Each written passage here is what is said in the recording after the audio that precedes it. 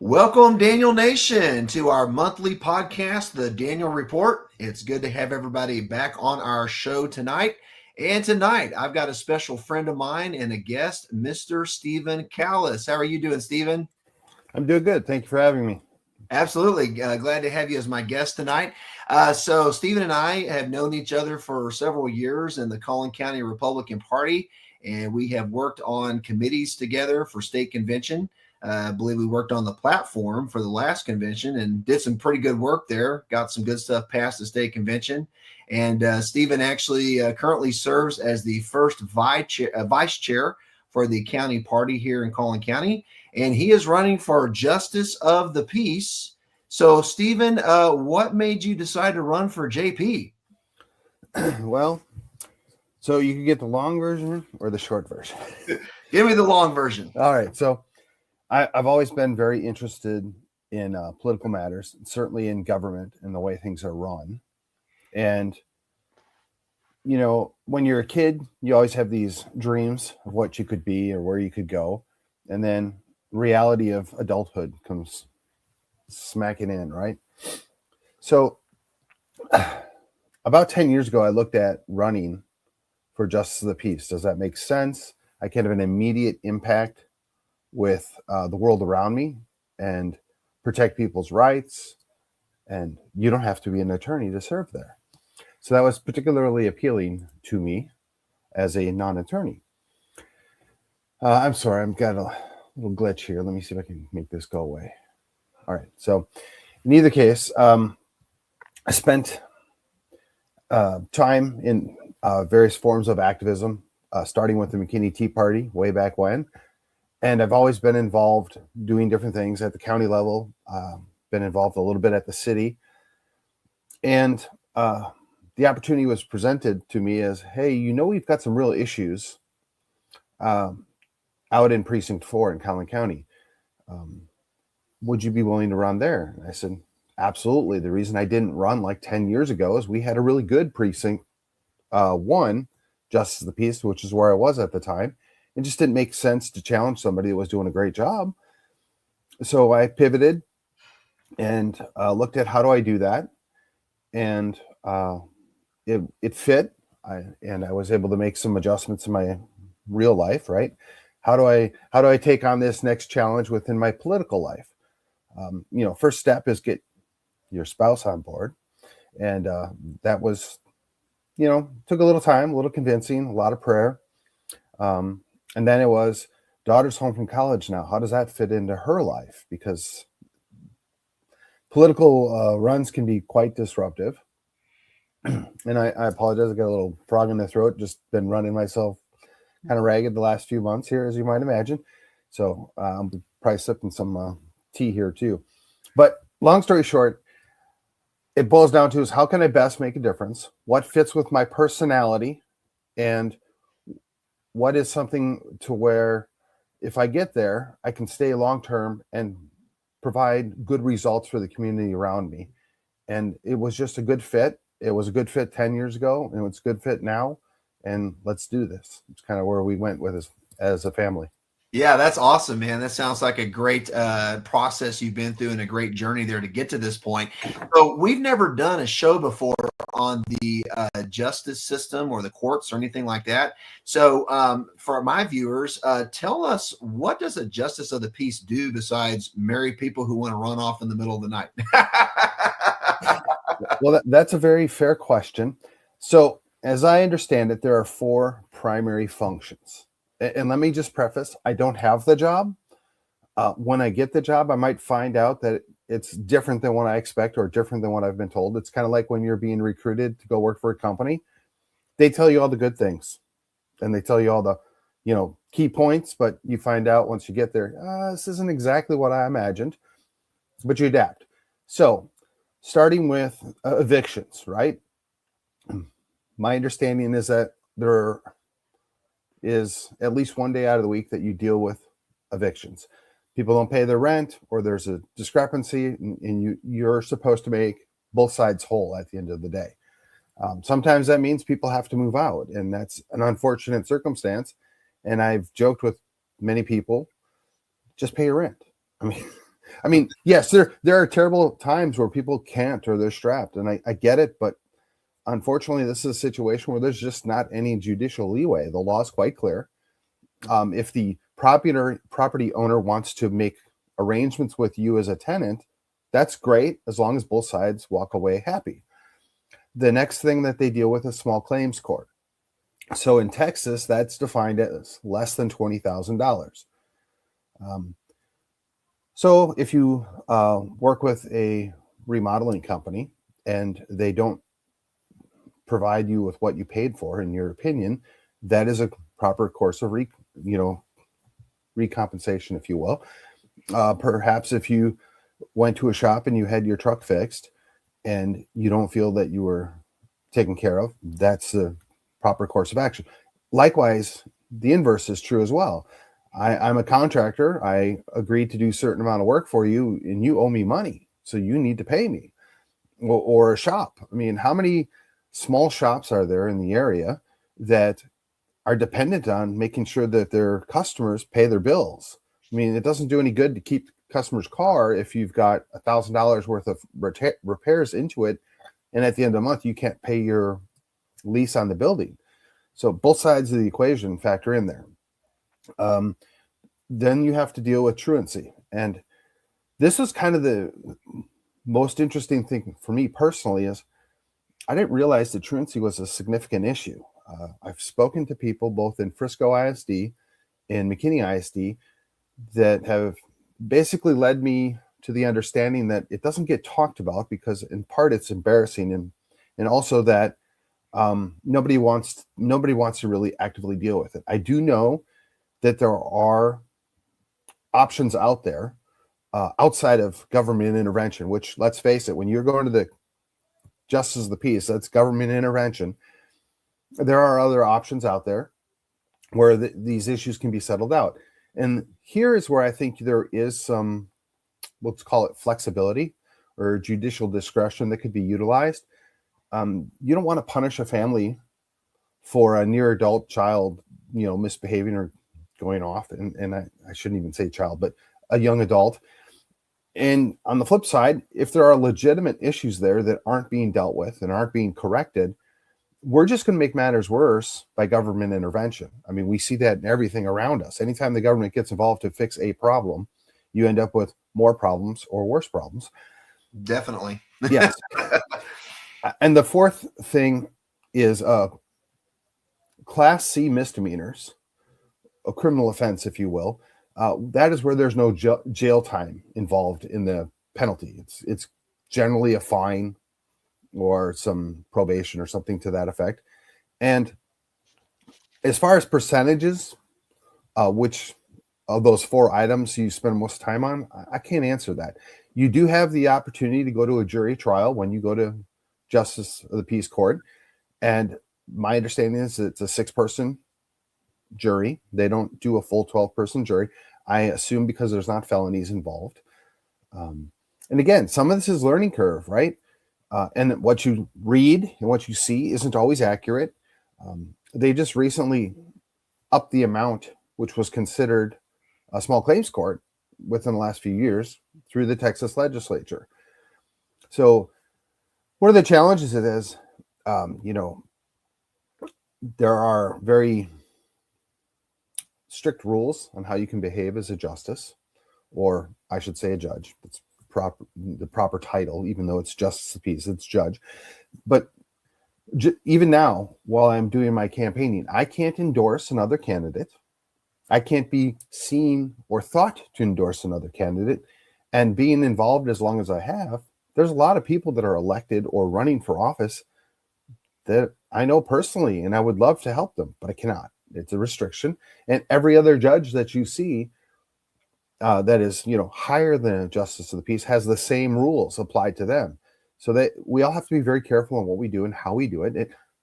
I'm certain people make mistakes and you have to do the mea culpa. I imagine there's fines if you blatantly make repeat mistakes, but this is kind of a new territory for me. I was a little concerned. How is that going to affect me? Because I've been highly political for a long time.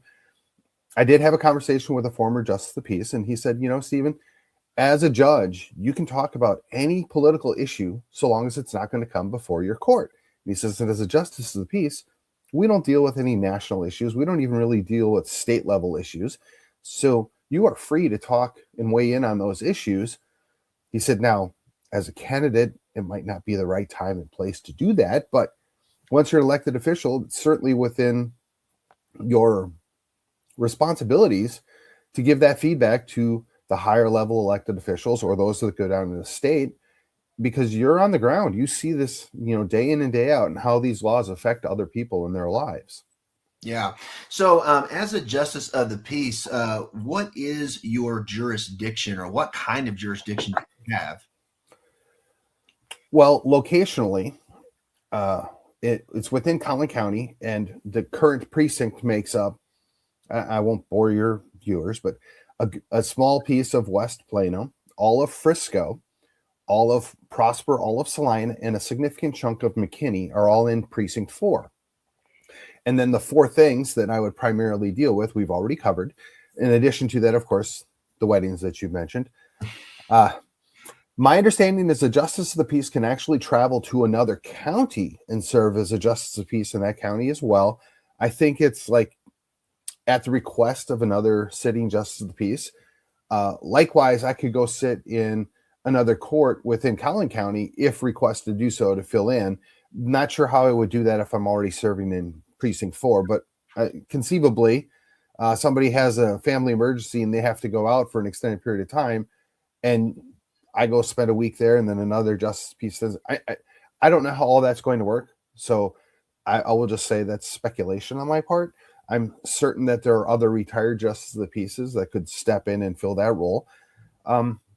Beyond that, some of that I'm going to find out after I'm elected. Yeah. The Lord.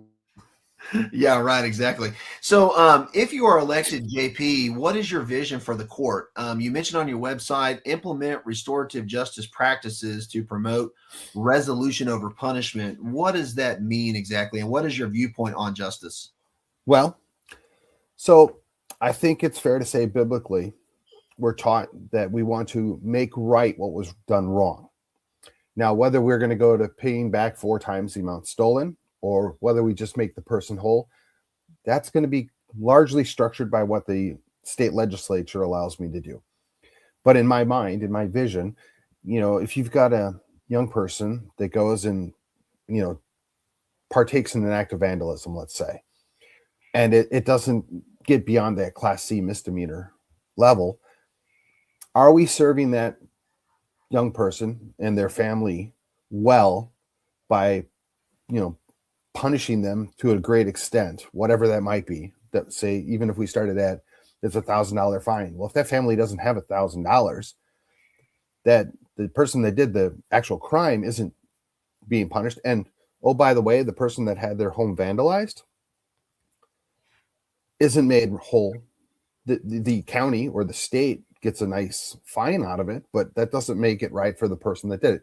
So in my mind, I'd like to see a situation where, rather than fining or putting in probation, and I should be clear, I'm using this as a hypothetical. I don't even know that this necessarily would fall under a misdemeanor Class C, but just for the purpose of discussion. So, hey, you're going to go back to this home that you vandalized, and you're going to clean it up, and you're going to paint it, and you're going to make it right. Same thing like if, say, you have a community garden or a park, and they go in and tear stuff up. Well, you're going to go work with the city or the county crew that maintains that and spend some time. The park that was damaged or the garden that was damaged can be repaired, and that's a learning situation for the person that did that. Now, I'm sure there's some other examples we could come up with, but in my mind, that's where I would see that going. I don't know how that translates up once you get further beyond like a Class C misdemeanor, but certainly I don't see where there's a net positive by we've put a fine on for some bad behavior where somebody else was hurt. It'd be, in my mind, better to fix the hurt caused and then create a learning experience for the person that did that. Now, granted, this is, again, I might get there and find out, well, that's not really how it works, and you need to adapt how you approach things. But that's something I want to explore, to answer your question.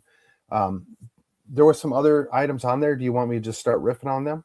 Or I was going to ask you about one of them. You talked about holding pop-up court in Prosper and Salina for greater local access. Is there not a lot of access right now to the public to the JP court? Okay, so this is something that I was talking to somebody else that thought it would be an interesting thing. As a justice of the peace, you can basically have a court outside of your courtroom. And if I only run, and again, I don't know all the details. This is just feedback that I've gotten and in discussions. It might be a nice option to offer. Hey, I'm going to have court up in, we'll just say a building in Prosper. We're going to have it on Friday afternoon, which is not a normal hour typically for a docket. And we're going to hear whatever cases haven't been able to get in. Because let's face it, if you own your own business, taking time off during the middle of the day is a challenge. And especially if you're already short money that was due to you, and then to take time off of work, whereas where you make your money, that like it's a double punishment to somebody that probably didn't do anything wrong. So if I can go to a different locale and hold a temporary court there for a specific period of time to offer that opportunity to people to come in and deal with certain things, I think that would be a value add to the community.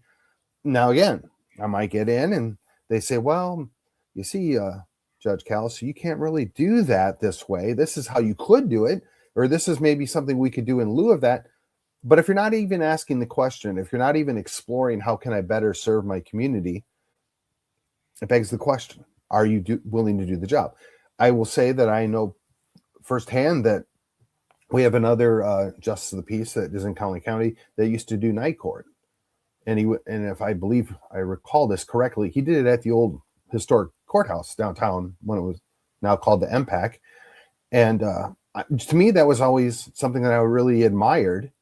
Hey, this is somebody taking time out of their regular day to go do this for their community. So again, whether it's a pop-out or you change out the hours of your availability, I mean, it's part of serving the community.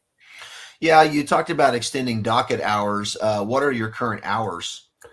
Well, again, that is largely up to what the Justice of the Peace wants the docket to be. Typically, it's 9 to 5 is the standard office hours. So if I could maybe adjust that and say, well, on Thursdays, hypothetically, we're going to run court from 4 to 7 or 4 to 8. We'll have to work with the staff and find a way to properly do that. So one, they don't get overtime, and two, they're not having their families disrupted. And then 3, is there even a need or desire for people to come in on a Thursday night? Maybe it's a Monday night, or maybe it's once a month is adequate. Again, until you're there, you don't really know. But if you're not willing to at least explore it and offer that opportunity, I think it's something that we could and should look into for certain.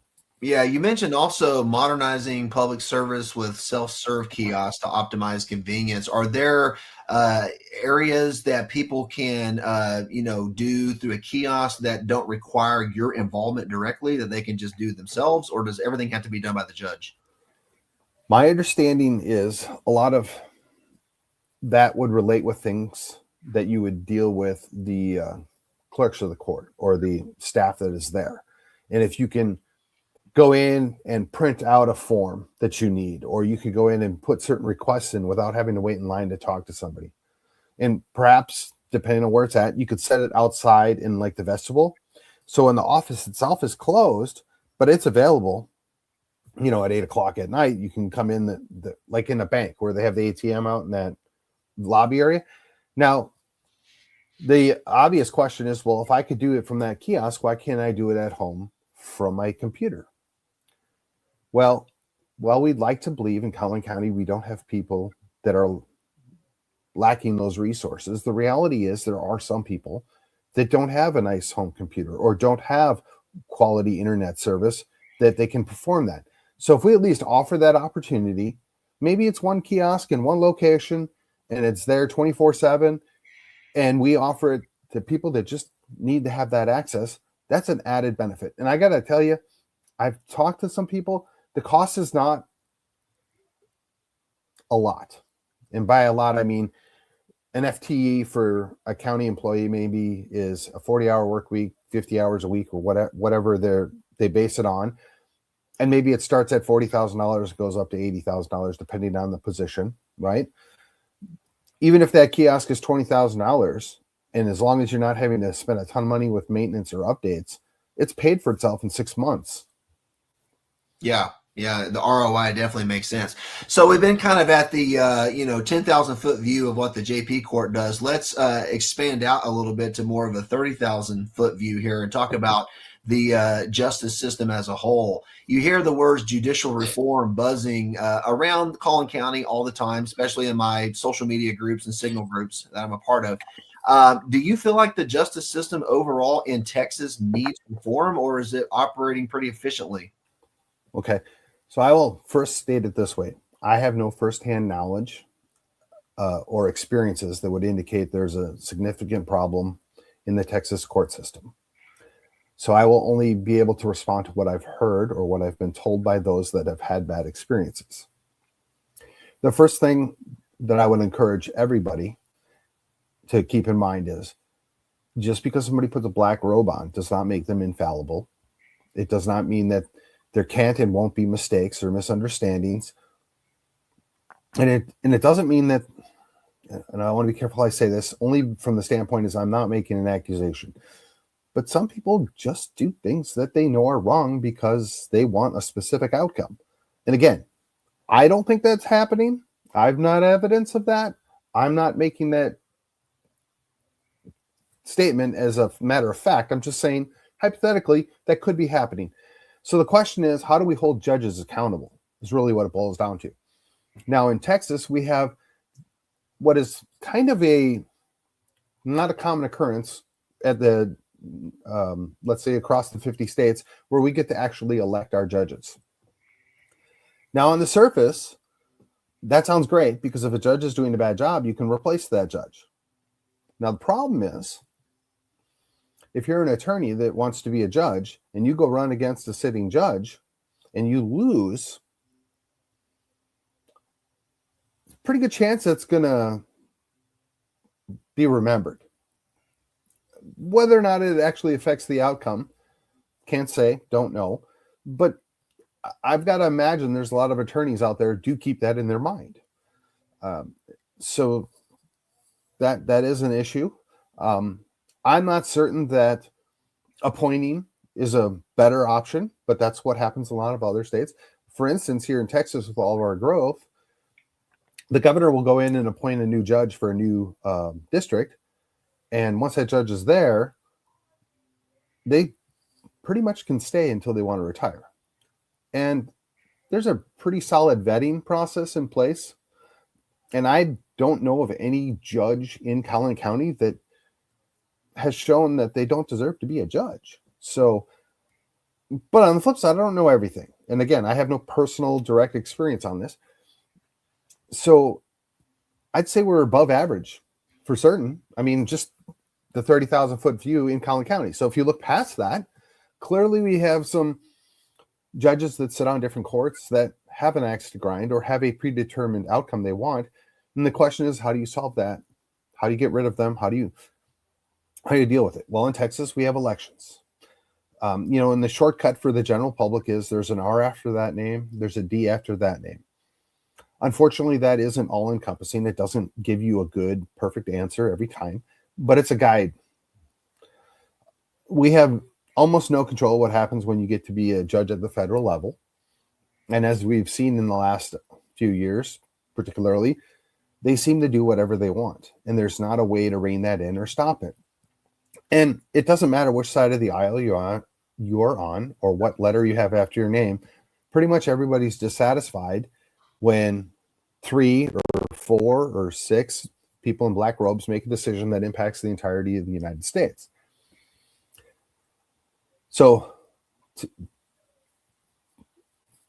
it has always been my contention that the Congress is supposed to make laws that relate to the federal government's level.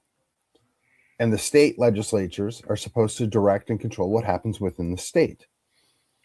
Under the compact fact, if you will, of how the nation was formed, federal judges were not supposed to be interfering with state laws, and state judges didn't have the authority to deal with federal laws. The state legislature or the governor could. I mean, there was a whole crisis multiple times in the past referring to nullification. So the state, in theory, should have absolute control of what laws are applied in their state. But for whatever reason, we allow judges who are appointed by a president who has a definite agenda they're wanting to enact, whether we support it or not. That's what's going on. And Congress largely will approve whatever the current president wants, and we pay the price for that long term, and we don't have a way to deal with it. We cannot impeach a federal judge. That's been proven to fall flat every time, and there's really no other way to rein them in. I suppose if Congress found the let's just say the backbone, there's a good word. If they found the backbone, they could just defund some of these courts. They could strip away the authority that they've granted them, but I don't see that happening. In my mind, the best course of action is for each individual state, Texas, where I am at, would just say, that's fine, but that law is not applicable to Texas, or that law is not applicable to Tennessee or Wisconsin or Arkansas or whatever. We are going to do that in the state. And again, I'm drifting off topic here, but it should be noted that individual states have ignored federal law for quite some time.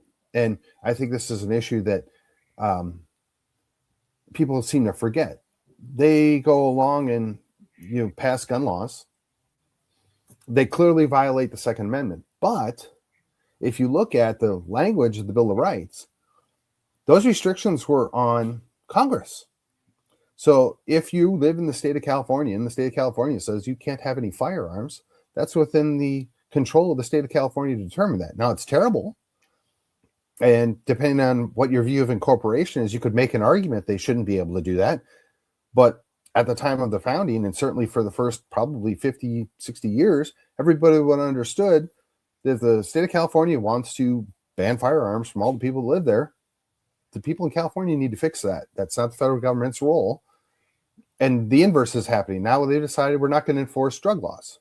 Well, they went ahead and legalized it, even though federal law says otherwise. Now, again, should there be federal laws on that? Don't think so.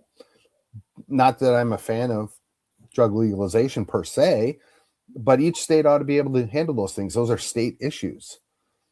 So when we cloud where the jurisdiction is, which is what our primary problem is, we want to federalize everything. We are not a collection of one uniform state of people. We are 50 individual states that all have their own different cultures. That's how we ought to look at those things. And I say that as, an unelected person trying to be a justice of the peace, which is the lowest level court in the state of Texas. But if I can see that, and I can understand that without a law degree, without a master's degree, without a doctorate, I don't understand why the people down in Austin have such a challenge with this. Yeah, and that's a good segue to Austin. Let's talk about the state legislature for a second, because I spend most of my podcast talking about the state legislature on these shows. I believe in the last state convention, we tried to pass a judicial reform priority for the legislature for equal parenting. I don't think it made the top 8. As a matter of fact, I'm certain it didn't make the top 8. But do we need a state law in place in Texas for equal parenting? Are you hearing anything about this becoming a major issue for Texans? Because I guess in the circles I run in, I hear these buzzwords, and I don't know if it's just the microcosm of where I live, or if you're also hearing it from the general public as well. I think the temptation is to dismiss it's part of the silo that you operate in, and I don't think that's fair. I think that there's a distinct issue when family courts step in and interfere with a family life, okay? And then there is a predisposed concept that the mother is more important than the father. Now, I think you and I would agree that that's in fact not true, but for stability purposes and historically, and by historically I mean since the Industrial Revolution, most women were able to stay home as mothers and raise their children. Whether or not they would then ship their children off to government schools during the day or not, different story. But in most instances, the husband or the father is then gone all day at work or doing whatever he needs to do in order to pay for all of that. So that if there would be a divorce or separation, the children are already far more familiar with mom at home and mom dealing with them. So that was kind of the direction things went early on. I think that if we're honest with the community, it's not a good thing that there are a whole lot of children, in particularly the last couple of generations, that have grown up with no father or no father figure of any significance. As a matter of fact, our own government goes so far as to reward single moms for having more children that doesn't have a husband. And the reasons of why that goes off into a rabbit hole that we don't need to go down, but that's the reality. Is we're making it more difficult to stay as a married couple and raise children. In some ways, not everything, but some ways it becomes more difficult. And it's definitely rewarding people for not getting married, for not raising their children together. Now, is that what the outcome was desired? No, I don't believe that was the case, but certainly that is where we're at now. And when you go before a family court and the first thing they want to do is assign, well, we're going to leave the children with the mother for the time being, then we'll figure out if there's any appropriate action to bring the father back into the picture. I think that's a big disservice. And again, I don't have any firsthand knowledge. I can only talk about what I've heard. How widespread is this? I can't say for certain. But again, it's a concern. It's a concern that hasn't gone away. If anything in my world, it's gotten bigger over time. Now, granted, I will freely admit I live in a silo most of my days. But I do try and get out. I do try and see other points of view and different actions. And again, certainly as a judge, you have to see everything before you make decisions. And if you just look across our state of Texas, it's clear that it is not a positive outcome to take the father out of the picture. I mean, a great example of that is the Jeff Younger case, which is such a high profile case in Texas that began in our courts here with James, the whole Save James movement. And of course, the wife, when they divorced, she moved out to California and of course has now transitioned him to a girl. But I mean, obviously justice was not served in that case, but how can you fix a loophole like that when it comes to equal parenting? Well, I would say this. They perform medical procedures that are irreversible to a minor child. It used to be we wouldn't let a minor child go get a tattoo or an ear piercing without their parents' approval. Now, apparently, we're okay with that being done to an uninformed child because that's really what the mother wants. I mean, how many 12 or 14-year-old boys can actively articulate, I think that there's a mistake with my plumbing.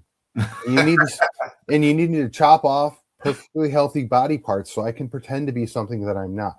Right. Now, unfortunately, we're left in a world where a lot of people have had to make peace with the notion that as an adult, if somebody wants to go mutilate their body to pretend to be something that they weren't born as, we kind of have to be okay with that. Now, you as Christians can say, well, that's sinful behavior. God's certainly not okay with that. As Christians, we're not okay with that. We're not going to play along with that.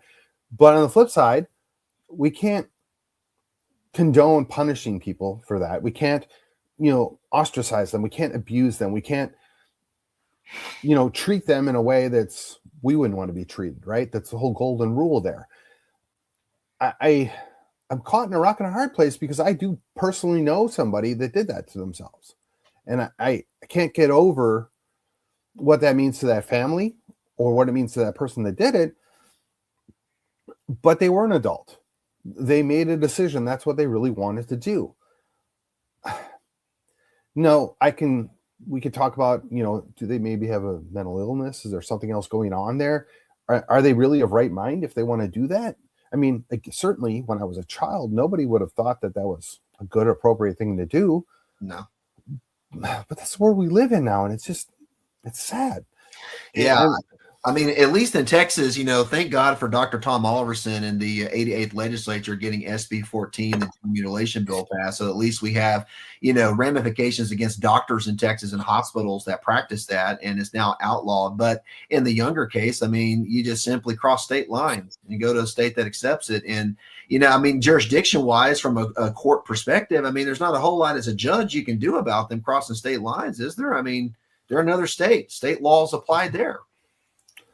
I would imagine it would have been appropriate for any judge or any level of jurisdictional control here to step in and say, you don't get to leave the state. You're not. We know why you're doing this. I mean, you're going to California so that you can mutilate your child permanently. We're not going to let you do that. Or they could put an injunction on. And I don't know all the details. And I don't know enough that I want to condemn what a judge did or didn't do in this case, 'cause I don't know. But I got to say, as a father, as a husband, as a Christian adult man in the state of Texas, I'm shocked that this happened. And nothing more was done to prevent it. I mean, I don't know that it would have been appropriate. And again, I want to be careful because I am running for office. But I'm not sure in what world we are okay with that. Why in the world wouldn't you have sent, I don't know, the Texas Rangers out to go fetch this child and say, nope, you're not doing this. We're going to put him in protective custody so that when he's an adult and he wants to do something else, as an adult, though we would still not say it's a good thing, we have to condone what you do to yourself as an adult to a degree. But that's not what happened here. And I don't, and again, I don't know enough details, so I don't want to throw shade. But certainly if you met Mr. Younger, he can tell you a lot more about it than I could ever. Yeah, I mean, I know he did everything in his power to try to stop it, and obviously he was not able to. I know President Trump actually has now talked about federalizing a law to stop the gender mutilation of minors and take it at a federal level just because of this type of situation. And again, while I completely sympathize with the situation, I don't think that's an appropriate use of federal law. I certainly don't.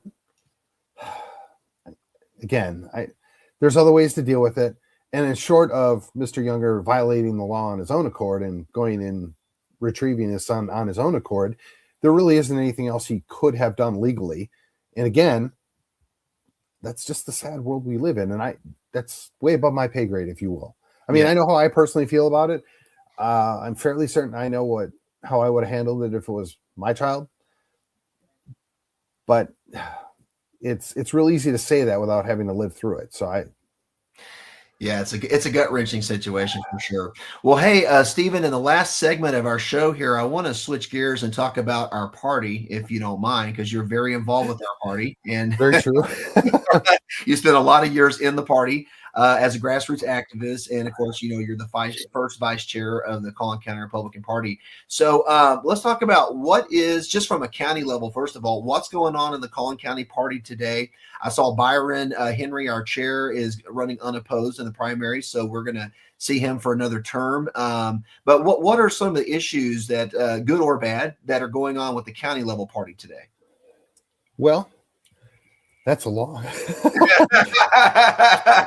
Boil it down into 3 talking points. Well, Alice, let's go to no. I'll explain it this way, and I'll try and be as objective as I can, because I definitely have been caught in the middle on more than one occasion on this situation, or even go so far as to say I've been on one side or the other.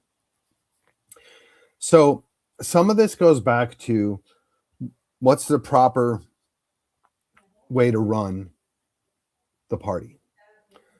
There are those that support a complete top-down situation. I don't. There are those that want everything to be done via committee, via entire vote of the entire body, and like almost a pure democracy view.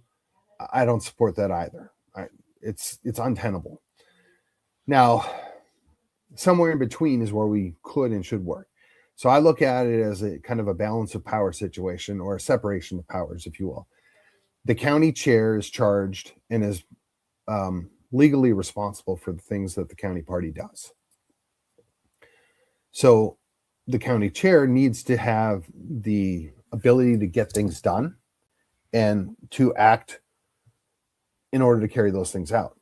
Now, the executive committee, of which the chairman is a member of, has final say and approval over everything.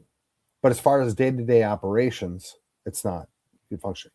So one of the checks, if you will, that we put in place prior to me being on the rules committee even, is the fact that some of this stuff had to pass muster with the House District caucus chairs, which is to say you have 30 precinct chairs, rather than having all 30 of them involved in every specific situation, they would elect their House District caucus chair. And that House District caucus chair would then go to these meetings. Collin County, boy, I'm going to get this messed up. So it's 33, 67, 66, 61, 89. I think there's 5. I'm going to go watch this later on, and I'm going to be so disappointed that I can't remember this off the top of my head. So now you're dealing with 5 people. And then you've got the county chair, and you sit down and, okay, this is what I would like to do. These are people I would like to appoint into different positions. I was one of those people. So I want Stephen Kallas to be my first vice chair, and I'm going to delegate certain responsibilities to him and serve me in this way. And they say, yeah, that sounds good and reasonable. Or, well, we would really perhaps prefer this person. And they have that discussion, and whatever the outcome of that vote is, if you will, then they move forward and they put it before the entire body. So the entire body gets to say, yeah, we're good with that, or no, we don't want that. It's kind of an up-down vote. So that was one of the issues, right? Where's the proper balance? We've modified it somewhat in the sense that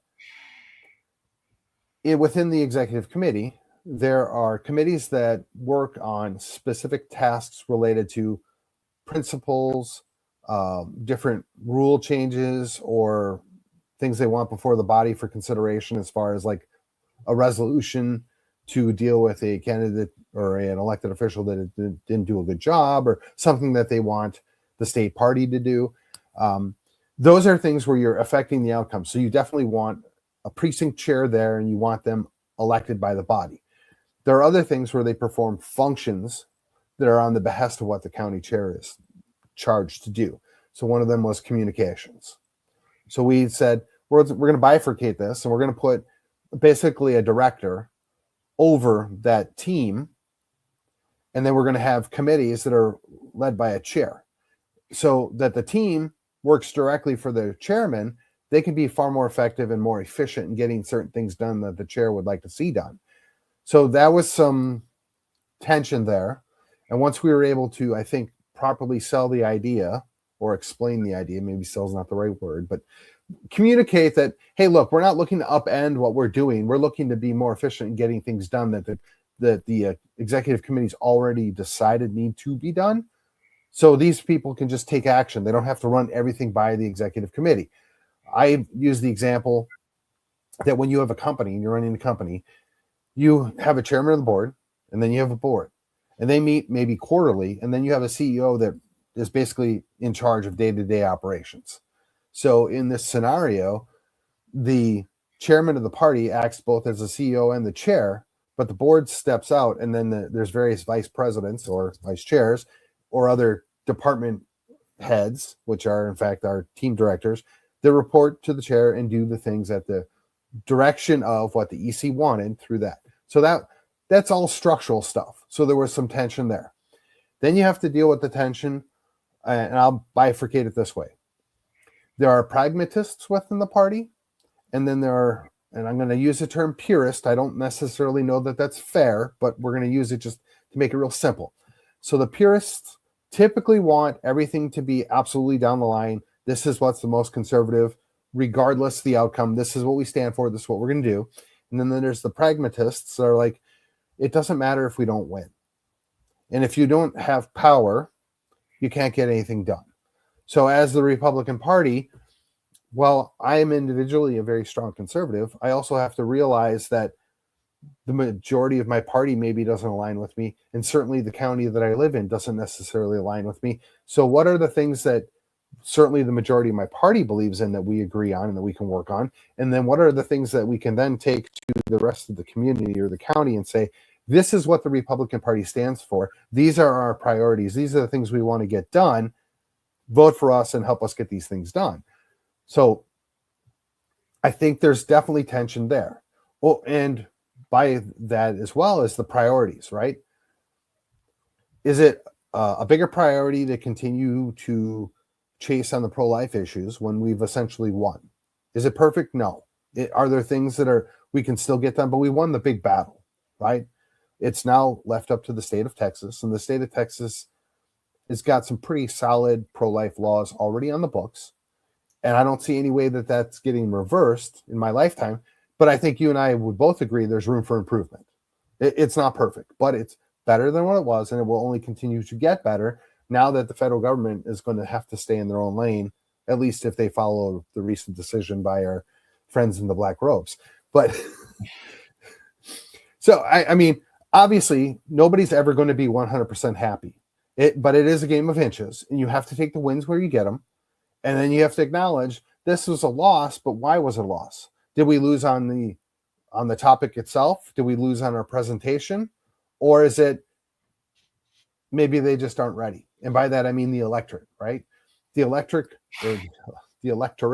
wasn't ready for a number of things that got put upon us by SCOTUS. And we've been pushing back, but to some avail. But as they maybe tailor down hey, these are the responsibilities of SCOTUS. We only deal with federal level issues. The rest of this goes back to states. There's a good opportunity for us to get more wins. And I really wish that when the state of Texas went to the federal government and said, we don't like this, we're suing you, or we're fighting you over this, they would just say, we're an independent sovereign state and we ought to be able to do these things. And by your own previous decisions, you have to find in our favor or contradict yourselves, which, Yeah. Let's talk about another growing issue that is of concern among some of the grassroots is Governor Abbott's most recent actions of sending out these messages to fill all these empty precincts across the state of Texas. Is that a function of the Rule 44 infighting in the party over this past legislative session to get a lot of these lawmakers censured? Is he pushing back against the party for doing that? And he's trying to get his own people to stay convention, to stack the convention in his favor?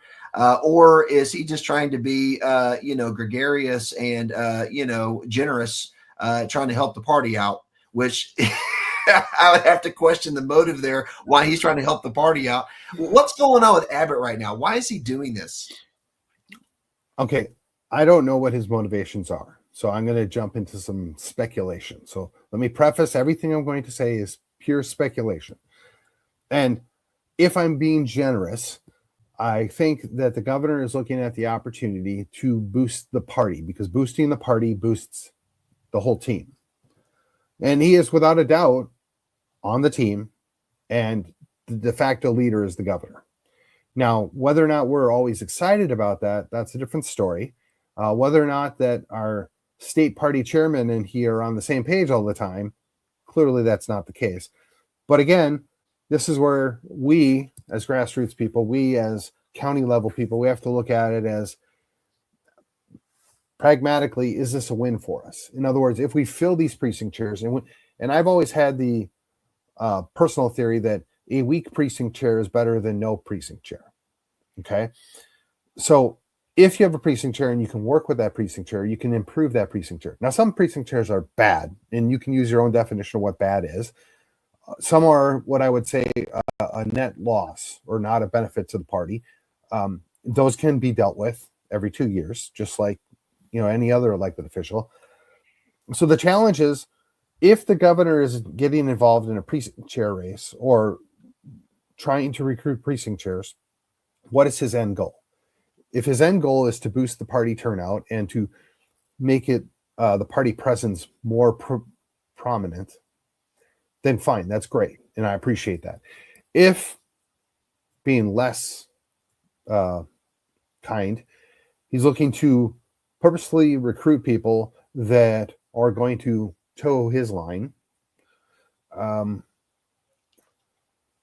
That's kind of meddling in affairs that I would prefer was not the case. I, aside from using these space-filling words, I just I don't know what his motivation is, and I'm really trying to be gracious because de facto leader of the party is the leader of the state. Obviously, it's not in anybody's benefit, candidate or not, to pick a fight with the governor. The governor's made it clear over the years he's going to support those people that have his back, right? The people that protect the governor get protected by the governor.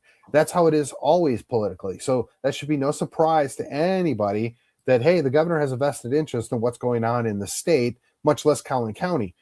So the question is, why is the governor getting involved? Is he getting involved on the behest of some people that got upset in the state legislature? Or is he getting involved because he's legitimately concerned with the direction the party that he's one of the leaders of is gone? I don't know. I mean, the other thing too, sorry to cut you off there, but the other thing too is, up until we really started getting pretty, over the top with Rule 44 enforcement, and we passed that in the last day convention, the new penalties, our lawmakers, our Republican lawmakers kind of had a mindset that, yeah, the party's there because, I need the mechanism to get elected. But once I get to Austin, I'm not dependent on the party to do my job. And they're very independent in the way they vote. But when we started putting the teeth in Rule 44 from the last convention, and then we decided we were going to actually censure these lawmakers in the 89th session, and we did it. And then we went to, state S3C meeting, and some of those got upheld. Do you think that Abbott is trying to claw some of that power back? And let me ask you this. He's also, I believe I heard today, somebody told me that he is putting up quite a bit of money for state convention to help pay the cost of our convention. Possibly. So to the tune of several $1 million. So I guess my question is, okay, I'm just trying to look at the whole board and the moving pieces and the moving parts. What's going on here with the power play? I'm trying to understand this. He that pays the piper calls the tune. So let's back up just a second here, because this is something that's very interesting. And again, this is something where I fall more on the pragmatic side. Okay. Only because I've seen what happens if you aren't keeping that in mind. So I have to set aside my preferences, if you will. So we look at the SREC meeting. When do you think the last time the president's office called a state Republican executive committee to basically state, do not censure any of these candidates because it makes me look bad? Now, I happen to know a few SREC members, and at least one of them expressed his dismay in a very colorful way. Why am I doing anything if the governor, or not even the governor, in this case, the president's going to weigh in and just negate anything that I have done? So I understand that, and I don't fault that person for feeling that way. The question always is it better to work with those that are in power or constantly buck them? I mean, it's very easy to say, well, Trump's better than any other Democrat we would have got. And you can make a solid argument that he was the best Republican option we had in 2024. But if we're going to give him the benefit of the doubt on everything, well, then I might as well just go home. And you too. Well, why do anything? Because Trump knows everything. He's just going to, and I'm not saying that to pick on Trump, because I can make an argument that he's the best president we've had in the last century. But if we're going to be fair, I don't necessarily think the governor should be stepping in either. And I'm not thinking that it's out of realm of possibilities that the state reps should be paying attention what the state party wants. But again, those state reps are representing each district that they were elected in. And some of them are in tough districts. Some of them have, let's say, stronger feelings on a specific issue than their district does. And if they run with that and they lose election, are we better served? I don't have the answer to that. Again, this is pragmatism 101. It doesn't matter if you're not in charge, right? It doesn't matter if you can't win. So I always have to have the conversation with people and say, look, my preference is this, but I can't do any of that if we don't win.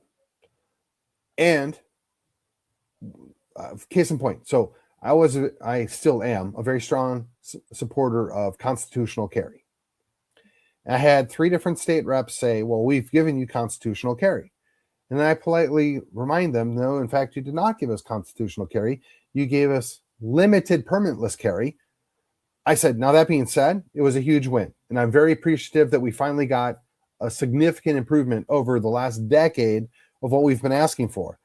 But just because you call it constitutional carry, 1, doesn't make it so, and 2, doesn't mean that we can't do better.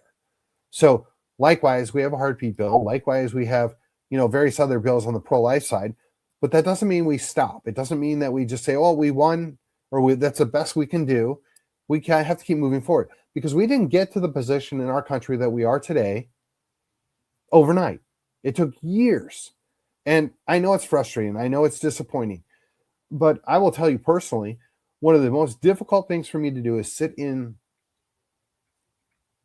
I'm going to be careful. Let's just say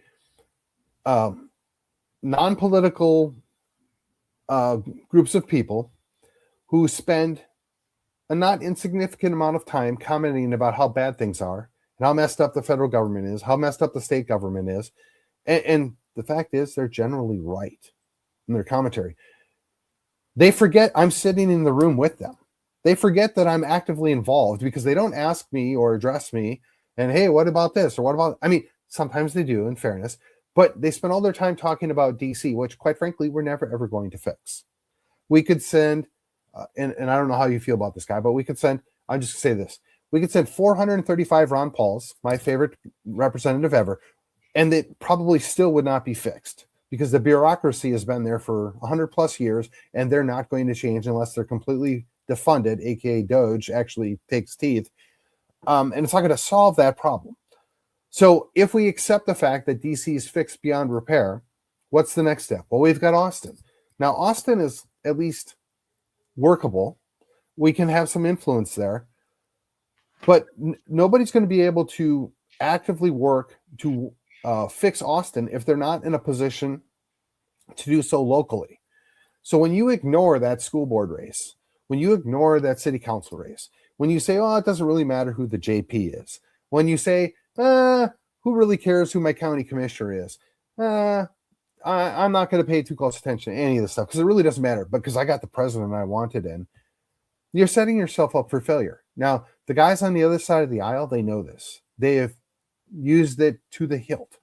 How many times do we see a mayor or a city council member or even a school board member that is, we'll just say, we'll be generous, say they're a legitimate moderate, they maybe even have an R after their name when they go and vote, and then they get into a position where they actually have some real authority beyond that, and they immediately start doing things that just do not track with what we were sold.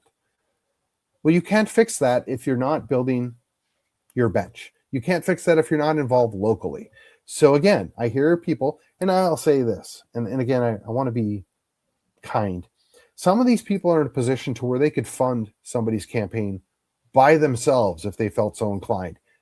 And I gotta be also fair. I would never ask. I don't feel that's appropriate. I would feel out of place asking a personal friend of mine to give me money to go run for office.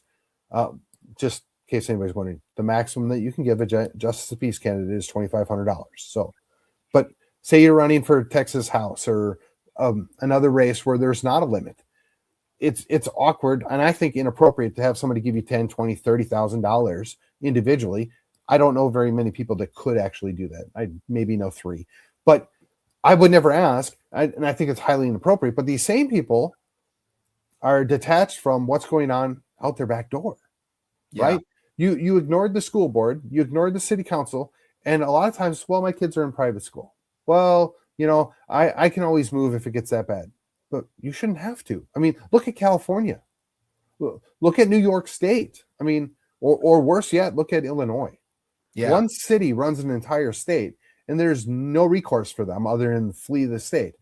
I don't want that to happen to Texas. And the surest way that's going to happen is we continue to ignore the school board races, the city council races, the county court, right? the commissioner's court, all the justices there, or judges, excuse me, those are all low-level politicians. And I want to say low-level in this grand scheme of things is that they are local-level elected officials. They have more effect in your day-to-day life, bar none. Yeah, well said. And let me tell you who's not giving up on those races are the Democrats. And I just saw a piece this week that said that the Democrats have filed challengers for every single race. I don't think it's been done in years that a party has gotten every single state race. I don't know how far down the ballot they go to the local level, but there is a challenger for every state race in this November election next year. And their primary as well. They're going to be challenging every single Republican across the state. I mean, that's a pretty scary thing. Last question, because we're almost out of time here. I know one of the things that we're talking about passing in-state convention this coming year is a resolution to do something about the Islamization of Texas. It is the hottest buzzword around Collin County, around the state right now. I'm hearing it everywhere I go. Everybody I'm talking to is asking me about the question.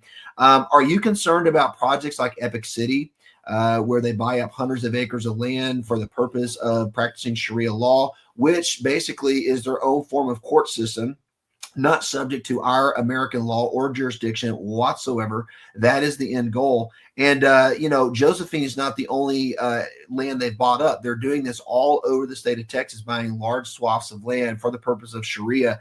Are you concerned about that? And do you think we need to do something to try to divert that or change that? Well, it's time for me to go. Nice having you, Stephen. No, I will answer that as fairly as I can. Okay. Setting aside that it is a different faith than I subscribe to, setting aside that there are what I would say lots of questions about how things get done there, I think it's fair to also say that the vast majority of people that partake in that do that of their own free will.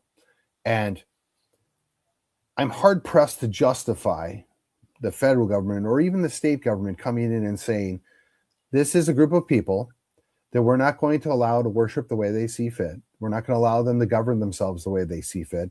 And we're going to basically override their basic fundamental freedoms that we established in the Constitution via the Bill of Rights. Now, that being said, you can make the argument that they advocate and take part in things that violate those same protections, and they don't respect rights in the same way that we do. I think that's a fair criticism, but we're stuck with the real live possibility that we're going to become the very enemies that we fear. I mean, it's a difficult challenge, but I don't know that we're prepared to live in a world where we're going to create a situation where people are second-class citizens, or that they don't get to, quote, enjoy the same freedoms and liberties that we cherish. I would freely admit that I, from general observation, don't necessarily share them amongst themselves the same way that we might. But I don't know what the real answer is. What I would say is, you're a pastor. I'm what I think is a pretty good Christian. We can meet them where they're at. We can have those discussions. We can convert them, for lack of a better word. I mean, they're here to convert us. Let's be honest. Right. And Christianity has always survived. We're not going anywhere. The question is, what are we willing to do, and how are we willing to face it? And we wrote the laws. We created the rules. And as long as they don't directly violate them, we're going to have to deal with the fact that we're stuck with the situation. Now, look, if they're going to then, I don't want to get into the weeds here, but if they're going to do things that are clearly violating other people's rights, as we define them at the state level, then you can deal with that issue at that time. I honestly, the least of my concerns is that you're going to have a large group of people congregate in a single area and choose to live the way that they want to live. If they're not U.S. citizens, they can't vote. So if anything, just be more careful who we're going to grace green cards and voting rights to. I mean, if you're an immigrant that has zero desire to become an American, then I have zero desire to bring you into the family, if you will. And I'm not saying that to be mean or dismissive. There's a cost, right? If you want to come to America and be an American, then you need to act and behave like American, for better or for worse. I mean, because let's face it, we don't do a lot of things well either. But you can't assimilate if you choose to go live in an enclave. And that's what we're dealing with. We're dealing with an enclave. And if they choose to self-segregate, we're kind of got to let them be until they violate beyond that, or until they cause problems that justify state intervention. I'm a liberty guy. The last thing I want is the state getting involved in things that they don't need to be involved in. So long as whatever they're doing doesn't affect other people, we're hard pressed to justify our action. Does it mean that we should sit idly by and never get involved? No, of course not. But we just got to make sure that whatever we're doing, one, doesn't violate the constitutional protections, two, doesn't put us in a position in the state of Texas where we're creating a situation that we would never accept if it was done to us, right? Right now, we're, quote, the majority. That might not always be the case. I mean, let's not get ahead of ourselves. If you transplant a few 100 million people from other parts of the world, they outnumber us. And then what? I mean, not to say that they maybe wouldn't act like that, because clearly they do that everywhere else in the world. But we live by a different measure, and we need to be willing to continue to live by that different measure. And we need to offer that protection to everybody that comes here. But there are costs. And one of those costs is you're not a citizen, you don't get to vote. You're not a citizen, you don't get to make those decisions for other people. Now, if you want to become a citizen, that means that you have to do certain other things. There's a lot of other ways of solving this without violating their rights and still, maybe we'll say tolerate their particular belief system. Yeah. Because we want that toleration to go both ways, right? Yeah, and you can certainly make, and not to prolong our show because we got to go, but you can certainly make the argument that, well, those constitutional rights are for citizens. They're not citizens. So are they still afforded the same rights? And you can also make the argument, Sharia is a form of government. It's a form of law, and it's not necessarily just a practice of religion. So you got some overbleed there. It's almost like if the Jewish people decided to go back to doing public stonings according to the Torah, we would never allow that in the United States, to murder people by stoning, because that's what their Torah tells them to do. But in essence, Muslims want to be able to practice their honor killings, and that falls under capital murder, and that's against our Constitution. So you got a lot of nuances there, and I know we could probably spend another hour program just dissecting that. One last thought directly related to that. Article 4, Section 4 of the Constitution really addresses this. We have a guaranteed right to a Republican form of government. So if somebody's coming in explicitly to replace that Republican form of government, then you have the right and the duty to deal with that problem. Yeah, it's a good point. Well, hey guys, here is Stephen's website. It is kallasforjustice.com. If you would like to go out and support his campaign, I would encourage you to do so. I am a supporter of Stephen Kallas. I have supported him financially, and also I'm supporting him publicly here just by having him on my show tonight. Appreciate you coming on, Stephen, and sharing your thoughts about justice and the justice system. And sir, we wish you the very best with your campaign. God bless you, sir. All right. Thank you, sir. Have a good day. Take care. Bye-bye. Bye.